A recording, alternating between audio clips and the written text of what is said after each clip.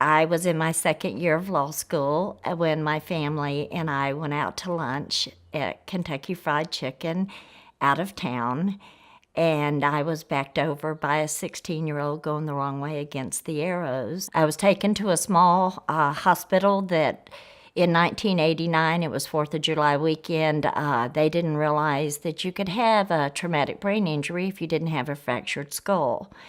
All my front teeth were knocked out at the roots from where the bed of the truck hit me, but they couldn't do oral surgery at the hospital. And so they only kept me 7 hours and sent me home.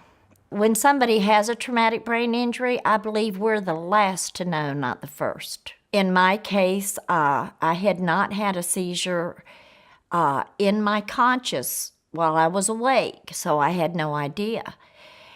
And since it wasn't disclosed to me, I went ahead and settled, and I was back at work at probation and parole. It appeared that I had lost nothing a year later.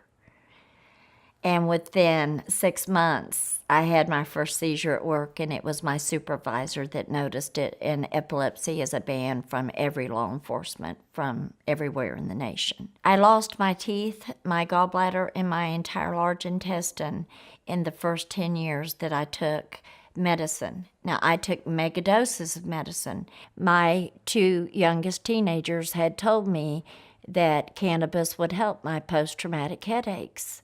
Now, I didn't know it would help anything else at that point, and that was the beginning for me. My grand mal seizures reduced from 4 a week to 4 a year that first year on just Mexican brickweed.